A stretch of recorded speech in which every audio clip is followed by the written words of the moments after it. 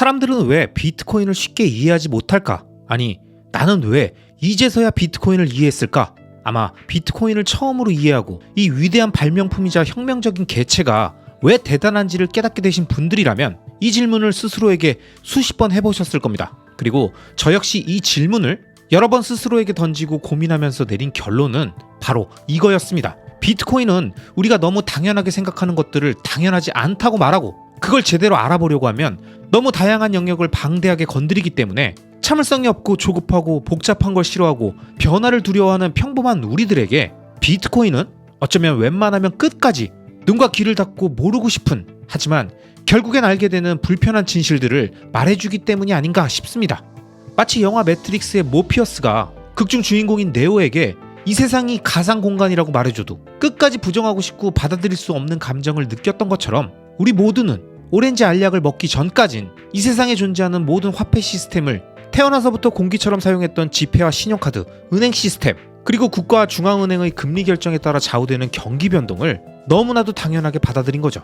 그것도 왜 그런지, 왜 그래야 하는지, 과거에도 그랬는지 이게 최선인지, 문제점은 뭔지 단 한 번도 생각하지 않으면서도 그게 당연하다고 생각했다는 거. 이게 소름 끼치게 가장 무섭고 우리가 비트코인을 무시하고 늦게 이해하게 만들었다는 겁니다. 하지만 지금 이 영상을 보고 계시는 분들은 거의 대부분 비트코인을 어느 정도 이해하셨거나 왜 궁금한지를 깨닫고 한창 공부하며 궁금증이 폭발하는 시기를 지나고 계실 겁니다. 그리고 이런 시기엔 다양한 비트코인의 영상과 서적들을 닥치는 대로 보고 들으면서 당장은 이해가 안 가더라도 일단 쫙쫙 흡수하는 게 좋죠. 그렇게 비트코인이라는 녀석을 한번 몸에 적시고 또 적시면서 자연스럽게 몸에 스며들게 하는 겁니다. 마치 외국어를 처음 배우고 걸음마를 처음 배우듯이 몰라도 일단 듣고 보고 또 보면서 비트코인이 경제적으로 무슨 의미가 있는지, 철학적으로는 어떤 시사점이 있고 기술적으로 무엇이 엄청나길래 이제서야 우리 곁에 왔고 죽지 않고 살아남아서 점점 확장되며 전 세계 사람들을 하나씩 비트코이너로 만들어가고 있는지 조금씩 알아가게 되는 겁니다. 그리고 저는 이러한 과정에 도움이 되는 다양한 비트코인 관련 서적들 중에서 오늘 21가지 교훈을 추천드립니다. 참고로 이 책은 지지라는 필명을 쓰는 비트코이너가 당신은 비트코인에서 무엇을 배웠습니까? 라는 질문을 트위터에서 받고 썼던 폭풍 트윗 글들이 기사가 되고 결국 책으로까지 나오게 되었었는데, 이걸 국내 유일의 비트코인 온리 커뮤니티인 포우팀에서 열심히 번역해 주셔서 좋은 책을 한글로 보게 되었습니다. 제가 영상 앞부분에 우리가 비트코인에 대해서 빨리 이해하지 못했던 다양한 이유들을 이 책에서는 철학, 경제학, 기술의 세 챕터로 나눠서 총 21가지의 이야기로 나누고 각각의 이야기에서 한 가지 교훈을 말해줍니다. 그래서 각자 자신이 그동안 비트코인을 공부하면서 알게 됐던 내용들과 잘 모르는 내용들을 정확히 확인하고 그 부분에 대한 핵심 내용들을 채울 수 있는 비트코인 핵심 요점 정리 서적 같은 책입니다. 저도 얼마 전 포우팀에게 이 책을 받고 며칠간 나눠서 보면서 많은 공부가 되었습니다. 특히 저는 철학이나 경제학 챕터의 내용들은 충분히 많은 자료를 통해서 알고 있는 내용들이 많았지만 기술 챕터의 내용들은 부족한 부분들이 많아서 책에서 언급된 화두들을 읽고 관련 자료들을 찾아보면서 깊게 이해하는 좋은 계기가 되었습니다. 자, 그럼 이 책의 저자가 말한 비트코인의 21가지 교훈들을 구독자님들을 위해서 한 줄 정리 문장만 순차적으로 쭉 말씀드려보겠습니다. 저자는 어떤 교훈들을 느꼈는지 한번 들어보시죠. 첫 번째, 비트코인은 나에게 비트코인이 변하지 않는다는 것을 알려주었다. 내가 변할 뿐이다. 두 번째, 비트코인은 풍요의 시대에 진정한 희소성이 무엇인지 가르쳐 주었다.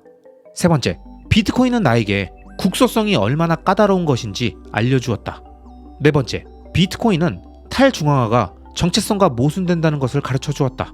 다섯 번째, 비트코인은 나에게 서사가 중요하다는 것을 가르쳐 주었다. 여섯 번째, 비트코인은 자유사회에서 언론의 자유와 자유 소프트웨어를 막을 수 없다는 것을 가르쳐 주었다. 일곱 번째, 비트코인은 내가 아는 게 거의 없다는 걸 가르쳐 주었다. 비트코인 토끼굴의 바닥을 알 수 없다. 여덟 번째, 비트코인은 장막 뒤에서 나의 금융적 무지와 직면하게 해주었다. 아홉 번째, 비트코인은 나에게 인플레이션이라는 숨겨진 세금과 초인플레이션의 재앙에 대해서 가르쳐 주었다. 열 번째, 비트코인은 가치는 주관적이지만 임의적이지 않다는 것을 가르쳐 주었다. 11번째, 비트코인은 나에게 돈이 무엇인지 알려주었다. 12번째, 비트코인은 나에게 돈의 역사와 경제 역사상 가장 큰 속임수인 명목 화폐에 대해서 가르쳐 주었다. 13번째, 비트코인은 부분 지급준비금 시스템이 진짜 광기임을 가르쳐 주었다. 14번째, 비트코인은 나에게 건전화폐가 꼭 필요하다는 것을 가르쳐 주었다. 15번째, 비트코인은 나에게 숫자는 강력하다는 것을 가르쳐 주었다. 16번째, 비트코인은 나에게 신뢰하는 법이 아닌 검증하는 법을 가르쳐 주었다. 17번째, 비트코인은 나에게 시간을 알려주는 것이 탈중앙화된 경우엔 특히나 까다롭다는 것을 가르쳐 주었다.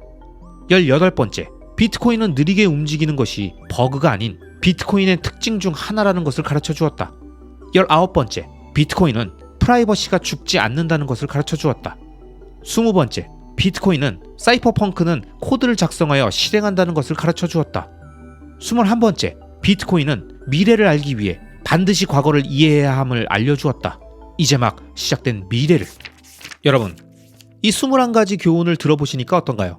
어떤 내용은 문장만 들어도 이해가 되고 어떤 건 한 문장만으론 의미를 모르시겠는 것도 있으시죠? 그리고 비트코인 하나를 설명하는데 엄청나게 넓고 방대한 영역의 주제들이 언급된다는 느낌을 받으셨을 겁니다. 이렇게 비트코인은 때론 난해하고 어렵고 그래서 나하고는 거리가 있는 너무 멀게만 느껴지는 존재였다가 하나씩 조금씩 이해해가면서부터는 왠지 모르게 친숙하고 쉽게 이해가 되면서 자신도 모르는 사이에 점점 더 깊은 비트코인 토끼굴로 들어가게 되는 거죠.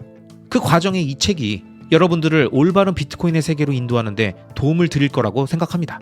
마지막으로 이 책 21가지 교훈에 담겨있는 작가의 결론부 내용을 구독자 여러분들께 소개해드리겠습니다. 작가의 중요한 메시지들이 담겨 있으니까요. 잘 들어보시기 바랍니다. 서두에서도 언급했지만 비트코인으로부터 무엇을 배웠는가에 대한 대답은 늘 불완전하다. 비트코인은 기술과 경제학 같은 여러 살아있는 시스템들과 공생관계에 얽혀 있어서 다뤄야 할 주제가 방대하고 비트코인을 완전히 이해하기엔 모든 것이 너무 빠르게 변화하고 있다. 비록 비트코인을 완전히 이해하지 못하고 비트코인의 단점과 결점이 있다 하더라도 비트코인은 의심할 여지 없이 작동되고 있다. 그것도 약 10분마다 계속 블럭을 생성하며 매우 아름답게 작동하고 있다. 비트코인이 오래 작동할수록 더 많은 사람들이 비트코인을 선택하게 될 것이다. 비트코인은 인터넷의 산물이다. 비트코인은 기하급수적으로 성장하고 있으며 분야의 경계를 무너뜨리고 있다. 예를 들어 순수 기술의 영역이 어디에서 끝나고 다른 영역이 어디서부터 시작되는지 명확하지 않다. 비트코인이 효율적으로 작동하려면 컴퓨터가 필요하지만 컴퓨터 과학만으로는 비트코인을 이해하기 충분하지 않다. 비트코인의 내부 작동 측면에서도 경계가 없을 뿐만 아니라 학문의 분야에서도 경계가 없다. 비트코인이 무엇이고 비트코인이 어떻게 작동하는지 이해하기 위해서는 경제학, 정치학, 게임 이론, 화폐의 역사, 네트워크 이론, 금융, 암호학, 정보 이론, 검열, 법률과 규제, 인간 조직, 심리학 등 이 모든 전문 분야의 도움이 필요하다. 비트코인의 성공은 하나의 발명품 때문이 아니다. 이전에는 서로 관련이 없던 여러 가지가 게임 이론적 인센티브에 의해 결합된 것이 바로 비트코인이라는 혁명을 만들어낸 것이다. 여러 분야를 망라하는 아름다운 조화가 사토시를 천재로 만들었다. 모든 복잡한 시스템이 그러하듯 비트코인도 효율성, 비용, 보안 및 여러 측면에서의 절충이 필요하다. 원으로 사각형을 만들어내는 완벽한 방법이 없는 것처럼 비트코인이 해결하려는 방법도 항상 불완전할 수밖에 없다. 비트코인은 건전화폐를 세상에 다시 도입하는 교묘하고 우회적인 방법이다. 다빈치가 비트 루비안맨을 중앙에 배치하여 원을 제곱하는 까다로운 문제를 풀려고 했던 것처럼 비트코인은 각 노드 뒤에 자주적인 개인을 배치하여 문제를 해결하려고 한다. 노드는 효과적으로 중앙의 개념을 제거하여 놀라울 정도로 공격에 취약하지 않고 중단시키기 어려운 시스템을 만든다. 비트코인은 살아있고 그 심장박동은 아마도 우리의 심장박동보다 오랫동안 뛸 것이다. 여러분, 21가지 교훈의 저자인 지지가 말한 것처럼 비트코인으로부터 무엇을 배웠는가? 라는 질문에 우리가 완벽한 답을 하긴 쉽지 않습니다. 하지만 만약 누군가 저에게 너는 비트코인으로부터 무엇을 배웠니? 라고 묻는다면 비트코인은 나에게 이 세상을 올바르게 바라보는 눈을 주었고 태화하지 않는 의식을 주었습니다. 라고 말할 것 같습니다. 비트코인은 단순한 장기적 우상향 자산이 아닙니다. 때론 전쟁과 같은 위기의 순간에 나와 우리 가족의 생명을 지켜주는 최후의 구명보트이고 법정화폐 시스템의 인플레이션 굴레에서 우리들의 노동가치와 자산가치를 온전히 보존해주는 든든한 성벽이자 윤리적 자산입니다. 그렇기에 비트코인은 철학, 경제학, 기술, 물리, 수학, 연력학 등 우리의 삶에 영향을 주는 수많은 학문과 개념, 시스템과 문화에 연결되며 앞으로도 계속 진화될 화폐 혁명인 거죠. 이러한 대상의 등장을 살아생전에 보고 그 성장과 확산을 경험할 수 있는 현재를 사는 우리들을 미래의 사람들이 봤을 때 단체로 로또를 맞은 행운아들이었다고 말할 거라고 저는 확신합니다. 그렇기 때문에 오늘도 비트코인을 공부하고 비트코인을 오랫동안 지킬 수 있는 월 현금 흐름을 만들기 위해 열심히 일하면서 자신의 가치를 높이고 비트코인을 통해서 부자가 되는 게 아니라 비트코인을 오랫동안 보유하고 지킬 수 있었던 그런 능력 있는 사람이 되기 위해서 오늘도 내일도 앞으로도 계속 발전하는 우리들이 되자고요. 그렇게 우리의 일상을 열심히 살면서 오랫동안 비트코인을 팔지 않을 수 있는 자신의 재무 구조와 시스템을 만든다면 수량의 많고 적음과 상관없이 비트코인의 꾸준한 적립 매수가 우리에게 위대한 결과를 선물할 겁니다. 아시겠죠? 그럼 구독자 여러분들 자신이 느낀 비트코인에 대해 배운 점들을 영상 댓글을 통해 공유해 주시기 바라면서 오늘도 끝까지 시청해 주신 모든 구독자님들을 리스펙합니다.